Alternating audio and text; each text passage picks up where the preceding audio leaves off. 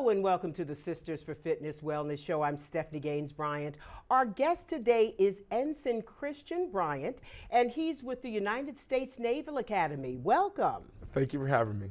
And you're in the recruiting department. I am. I am an admissions counselor right now. So today we're going to talk about the benefits of getting a Naval Academy education. And I want to start off, for the sake of disclosure, telling everyone who is watching that you are my son. I am. He is my second born. He's one of my twins. Mm-hmm. And you are also a recent graduate. I am, class of 2024. Of the United States Naval Academy. Let's begin by talking about what makes the Naval Academy different from, let's just say, a regular four-year university like the University of Maryland, Bowie State. Okay, so the way I describe it to a lot of the kids that I talk to on a weekly basis is the Naval Academy is a military school. Think about it like a four-year military institution. So you're getting some training in basic seamanship and navigation, basic officer courses, as well as getting your college degree, right? And so everybody who graduates from the Naval Academy is a basically trained naval officer. And so that's the biggest difference. And so you have to make a commitment to the Navy after graduation? Yes, so there's 5 years generally for most pipelines. The aviation community has a 10-year commitment based off the length of the training. What type of majors do you offer at the Academy? Okay, we are a strong engineering school. It is our bread and butter, top 5 engineering school in the nation. But we also have a school of mathematics and science, which focuses primarily on, say, like physics, chemistry, economics. And then we also have a school of humanities that has languages that you can major in, as well as political science, history, and other courses as well, like foreign area studies, which is new. What made you want to attend the Naval Academy? I am a Navy brat. I tell everybody when they ask me that question, one of my earliest memories is seeing my father come back from deployment in Groton, Connecticut. And I remember I was super tired that day, and I was like, Mom, why are we waking up? And I saw the sunrise, and I just remember seeing the boat come across. It's like, wow. And, that kind of piqued my interest. And then from there, there were a plethora of different things that led to me being interested in the Naval Academy. One, I saw the idea of generational wealth, right? My father, dad is, set us up for success in every sense of the word, from, a financial standpoint, as well as like from a leadership standpoint. I feel like there was a sense of maturity that I had from having come from a military family. And so I wanted to carry that on. And then also, I thought the uniforms were really cool, and I thought I'd look good in uniform. And so I was like, you know what, let's give it a shot. And then my reasons once getting into the Naval Academy, they changed. As when I went to the preparatory school in Newport, Rhode Island, I saw that there is something powerful about service in every shape and form. And we're a religious family too. And so I think that, God gives you certain talents, and, they highlight themselves in different ways. And I think that God, gave me the ability to serve in the military for a reason. And so I wanted to use those as well. So you didn't go straight from high school to the academy. You went to the preparatory school. Yes. Tell us about that. That's a route? That is a route. So there's not a separate application for it, but if you submit your application and you are a qualified candidate but need extra work, say academically or physically, they will send you to the prep school, which is in Newport, Rhode Island, right? And it is not a separate school for any sense of the word. It is a year of extra preparation for the Naval Academy. So those credits won't transfer anywhere, but they do help tremendously when it comes to getting to the Naval Academy. How did it help prepare you? So I struggled with learning in high school. I will be the first to admit that. I couldn't understand fully what I was, conceptualizing and taking in for the classwork. It was much more memorization, memorize and then spit it back out, memorize and spit it back out. And at NAPS, I learned, okay, like there is some power in learning. There's a way to think about this where it becomes fun. my passion for learning came from NAPS, and so it helped me tremendously. I would not have succeeded at the Naval Academy the way I did without NAPS. What leadership skills do you learn? That's something different from a 4-year university as well. You all have to learn leadership. Tell us about that. So I think that there are 2 tiers of that. There is leadership classes. There are leadership classes that you take from freshman year to senior year, and then there's actually the hands-on experience too, right? The leadership classes are great. I think freshman leadership is kind of basic. If you've gone and done any type of leadership in your life, then freshman leadership is easy, right? It talks about the idea of the different types of power and what it means to be a leader, define leadership, things like that. And then you get into ethics, which is really interesting, and it talks about the state of the world, the laws of armed conflict. Then you get into second-class leadership, and that's actually hands-on about what leadership looks like in the fleet. And then finally, in your senior year, you learn about the line between leadership and law, and how that works in the naval forces as well. And then outside of that, you get practical experience too, in the form of billets at the Naval Academy. So your freshman year is designed to be your follower year, right? And so you're not doing any type of leadership outside of peer leadership, which is always present, but not anything official. And then going into your sophomore year, you can take up billets. So for example, my sophomore year, I was part of the lead team, and that is designed for increased mentorship. And you take up a freshman, and you lead them through their whole year. And so that was my billet for my youngster year, or sophomore year. Then junior year, it amps up. So junior year, I had the pleasure of being the brigade sergeant major, and that is the highest peer leadership for the underclassmen in the brigade. And that was a great segue from mentorship to, okay, now I'm in charge of people. And I was in charge of about 36 first sergeants, and first sergeants are the people who are in charge of their individual company. And so that's a great example of peer leadership. And then going into your first class year, then you're in a more managerial role, right? And so you're not directly in charge of people per se, yet a manager of a cohort of people, of other firsties, right? And you're making sure that they're doing what they're supposed to do. So that practical experience tied with the classroom experience is amazing. They call the Naval Academy a leadership factory for a reason. Now, you as a minority, how would you say your experience has been as a minority in the Naval Academy? Do you think you've grown? Do you find it to be a welcoming environment? So coming from Prince George's County, I think that there was a huge shocker of going to a PWI that you cannot be prepared for. Like, there's not enough words that prepare you for that. And I think that there is 2 words that I think of. It's cultural maturity and cultural insensitivity. I think that those are the 2 things that you see, right? It gets hard. People don't understand what lines are, right? And then there's this constant, okay, I have to educate people on these, like, okay, make sure that we aren't crossing any lines here when we're talking. That being said, a lot of the midshipmen are extremely, willing to hear when you have problems with what they've said or how they're handling things, right? And so there hasn't been any situation where there was any conflict outside of hey, let's try not to do this, right? And then people are receptive, which has been great. I think overall there is a cultural gap. I think the biggest thing that I can think of, music-wise, it's such a big shocker. PG County, I didn't hear a single country song growing up. And then that's all you hear when you go to the Naval Academy, and it's just like whoa. And I think that really puts it in perspective as well. And you've got kids from all over the world. All over the world. People from Nebraska, one of my teammates from the wrestling team from Nebraska. I had somebody in my leadership class from Alaska, Wow. all over the place, right?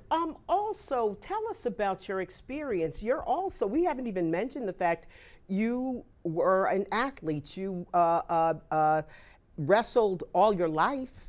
You made it to states many times.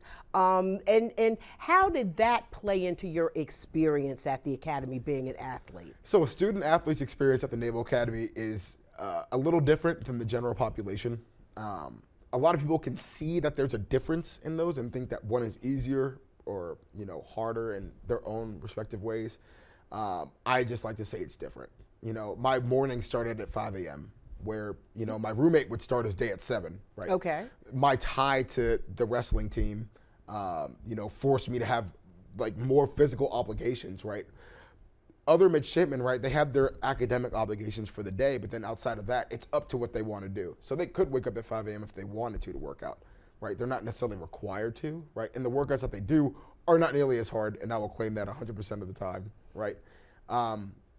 So, for example, as I said, wake up at 5 a.m., we would have our morning workout, and then I'd have to run to class because I'd finish up practice at like 7:30, and class starts at, you know, 7:55. So shower, eat real quick, change, head to class. You know, I was in class from, you know, 7:55 to about 11:55. Engineering, my schedule was always packed. And from there we had lift. So I had to run back over to the wrestling room and change for a lift, get that done. And then I'd finish my afternoon classes, which was typically either a research class or a lab class. Or humanities class. I was in the American presidency, which is a great class. And after that, the afternoons were free for me. So from 3:30-ish to the end of the day, I had freedom to study, take a nap, do whatever I wanted to do. But it's a thing of time, managing your time. Absolutely. And I'm sure that's not something that came to you immediately. It's something that it took time to be able to manage your time. I think that, you know, everybody has their own sauce when it comes to it. And it's interesting to see, like, you have roommates, and I think that's one of the greatest parts of the Naval Academy experience too. You can see how other people do it. My method, you know, I would have my school schedule printed out and posted on my wall. And every single day, I would go down the list of my classes, regardless if I had homework or not, and to see what I had coming up, to see what I had to do for that day.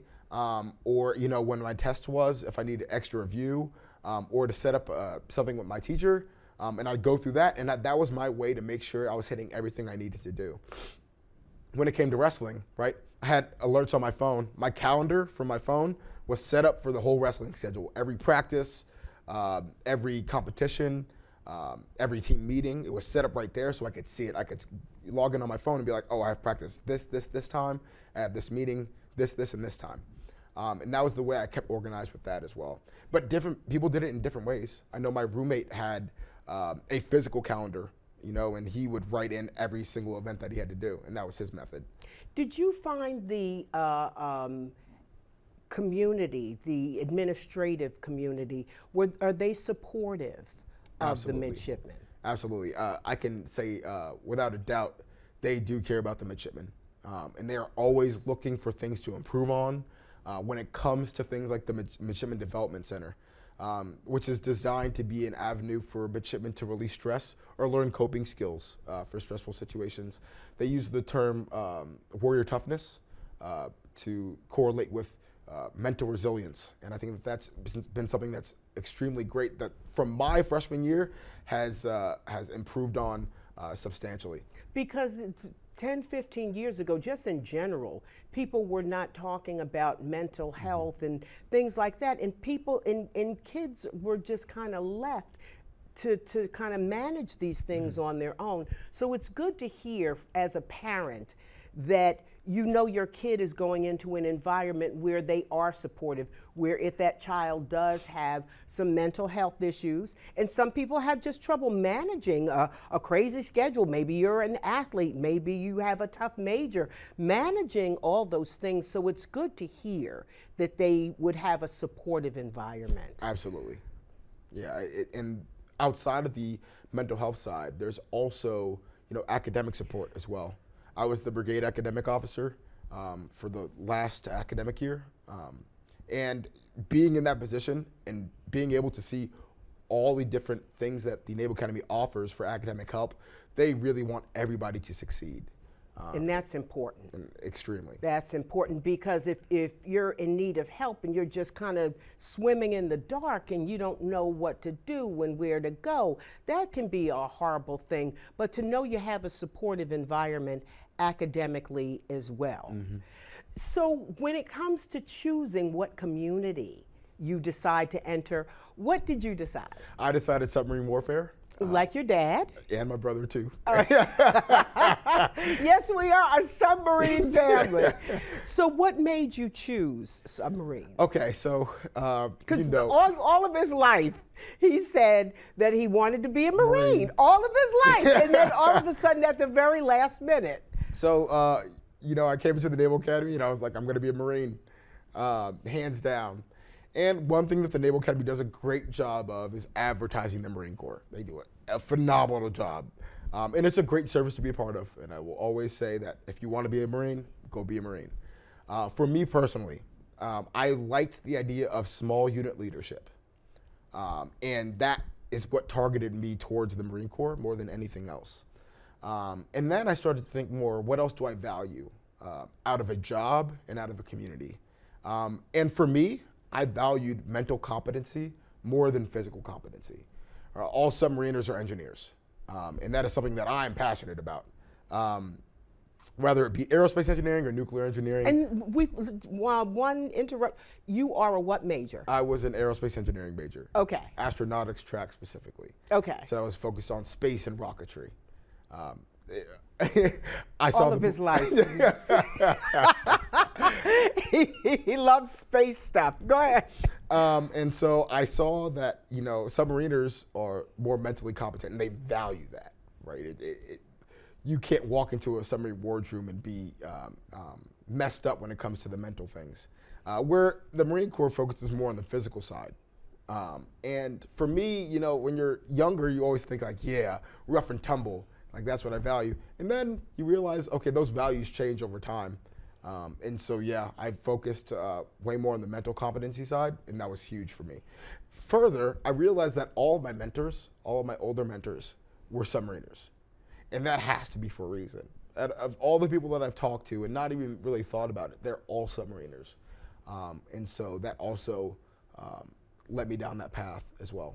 What are some of the other offers? What are some of the other areas that you can go into? Okay, so we have surface warfare officers, and that's like battleship, and they have the big ships like carriers, and the smaller ships that are more for riverine detachments, such as like LCSs or littoral combat ships.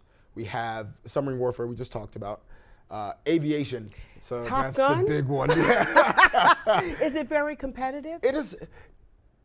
People say that the aviation community is competitive. If you look at the layout of the service assignment for aviation, if you look at it, aviation's the biggest single community that we commission people into. There are a lot of pilots. Now, within the aviation community itself, it is very competitive to get certain platforms. Okay. For example, jets are extremely competitive to get into. Aviation in itself is not hard to get into. As long as you have good grades and you don't get in any big trouble, it shouldn't be hard to get into the aviation pipeline. What about SEAL team? So the SEAL team is, I'd say, the most competitive group to get into from the Naval Academy because of the physical requirements that are aligned with it. So it's one of those things where a lot of people may try out, but only a few. Yes, I think 100 or so try out every year. And of that group, there's about 60 that qualify to get picked for SEAL, and of that group, 35 get selected. So it's very competitive. We have other communities as well. There's, the Marine Corps we talked about. The community has 3 tiers. So there's an aviation component, there's a ground component, and a recent cyber component as well. So those are like the Marines hackers. So that's really cool. So you can go into cyber. You can go into cyber as well. But that's also a competitive spot as well. There's only about 15 people that can get commissioned into Marine Corps Cyber as of now because it's such a new community. Now, if you're a parent and you have a daughter who is interested in the academy, how is it now? It's very different than it was back in 1987. You know what I mean? So do you find it a welcoming community for young women as well? Absolutely. I think with the increase and influx of officers in the Navy, Marine Corps, Army, Air Force that are women, it has become a much more welcome environment. I've heard horror stories of, in my dad's class, when my dad was at the academy, what life was like for women at the academy. But now you'll walk on the yard, you'll see the Brigade of Midshipmen has about 35% women now. Wow. Right, so we are much more diverse, right? And, all pipelines, all community pipelines are open to women too. Right, so there aren't any restrictions. Because before, of course, submarines were Right. not open Right. to women. So there are a lot of options open for women as well. And I'd say that the community there for women is extremely strong. If you are interested here in the state of Maryland, because the academy is in Annapolis, does that make it more difficult for you to be selected? So I'd say that it looks like it's more competitive to be selected. There's a reason for that. If the Naval Academy was in Pennsylvania, right, a lot more people from Pennsylvania would know that the Naval Academy existed. And because of that, you get a lot more applicants. So when you look at Maryland as an application pool, you get a lot more applicants versus, say, Nebraska, who don't know that the Naval Academy exists, right? And then when you have all those people who are applying, the congressional nomination pool, which is part of the process, also is smaller, right? If you only have 5 people that you can have from, Prince George's County, and 30 people apply from Prince George's County, versus there are 5 slots from, Omaha, Nebraska, and 5 people applied from Omaha, Nebraska, then it looks like it's easier to get in from Nebraska than Maryland, if that makes sense. Now, what advice would you give to young people in preparing to apply? When should you start? Should you start looking in 10th grade? Should you start looking in 11th? When should you begin? Of course, you should be preparing your grades throughout, but when should you really start the process? Okay, so the process really starts in the spring of your junior year. Okay. Right, and that's when the application portal opens. We have our summer seminar, which is the 7-week day in the life of a midshipman summer camp that you can sign up for, that also acts as the preliminary application. And so that's when it's recommended that you start. The sooner the better. That way, you can take the fitness assessment, which is part of the application process, as much as you can. You can retake the SATs as much as you can, right? There's less of a crunch time to get things done. As well as the nominations process, a lot of those timelines open up at the same time as the application opens, and that allows you more time to get those essays completed and set up interviews. And so the earlier the better. What about health-wise? What are they? There's some things that may disqualify you health-wise, or do you have to get an exam from your doctor? How does that work? So once you start the application process, once you get 2 big ticket items done, then you're allowed to move on to the medical qualification process. That's known as DODMERB, or the Department of Defense Medical Review Board.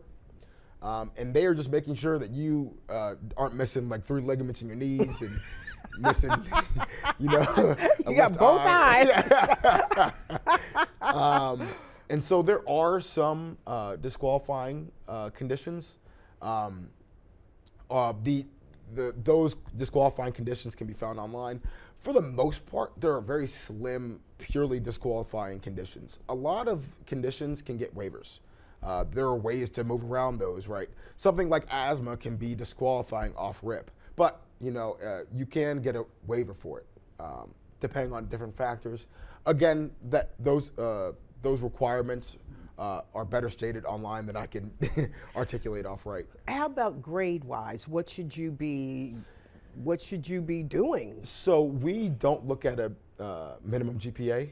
Okay. We look at how you compare relatively to the rest of your class. And it's good to have other things, to not just have, because some kids will have a 4.0, but they are in no activities. Right.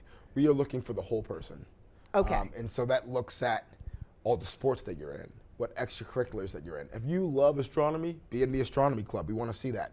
We want to see somebody who's the president of the astronomy club, part of the marching band, is a club athlete for soccer, in their free time, right? And then, if they fit in a job and volunteering, that also matters to us as well. Rather than having somebody who puts all their eggs in the academic basket, we want to see the full person, 100%. And what if you're an athlete and you want to be considered? So depending on your sport, there should be a recruiting pipeline for you. The only ones that don't are typically our club sports like hockey. But the academy has everything. We have 36 varsity athletic sports, which is actually tied for the most with Ohio State and Stanford for the most in the nation. So if you are an athlete, I recommend that you go to our Navy Sports website and fill out a recruiting questionnaire, 100%. And that'll help you get in contact with the coaches to help with your application process. That can help you get recruited as well. Outside of that, we take walk-ons for every sport at the Naval Academy. As your brother was a walk-on the wrestling team. Absolutely. And I had walk-on teammates for all 4 years at the Naval Academy as well. And so if you are an athlete and you are interested in playing a sport in college, we have Division I athletic sports that are willing to take walk-ons. Is it a requirement to do something physical? Yes, it is. All midshipmen are athletes. And so that's either at the varsity athletic sport, so the Division I level, the club sport level, which is D2, D3, or they compete in a different league. For example, our ultimate frisbee team. I don't think there's any division for an ultimate frisbee team, but they are a club sport. And then we have intramurals, which is competitions within the brigade. So you have to compete in one of those 3 levels. How did that help you, do you think? I think that it taught me a lot in terms of discipline. And resilience and perseverance, and then teamwork as well. I think that you can't get some of those attributes without seeing a sport of some kind. It's helped me now is like I am training for a marathon, and the Marine Corps. The Marine Corps marathon. And wrestling has taught me a lot of things with this training about, on days that you don't feel like running, being able to get out there and, tie your shoes up and run regardless. Now, we've got about 30 seconds left. What would be your final advice to kids who may be interested in applying to the Naval Academy, the benefits of a Naval Academy education? Be your authentic self. If you're in this application process, that's extremely important, right? If you have a passion for engineering and science, let that go across, right? And if you're scared, that's okay. That just means that you care about it. The Naval Academy offers you not just success for 4 years and the 5 years that you're in the military after, it sets you up for success for life, right? I say that it's like the golden ticket from Willy Wonka. You get the golden ticket, you can go anywhere, and that's true, and I've seen it in so many different avenues. Well, Mr. Bryant, Ensign Christian Jonathan Bryant, we wish you the best. You're getting ready to not only do the Marine Corps Marathon, but to go off to the world of submarines. Yes, I am. You've been watching the Sisters for Fitness Wellness show. I'm Stephanie Gaines-Bryant. Have a great day.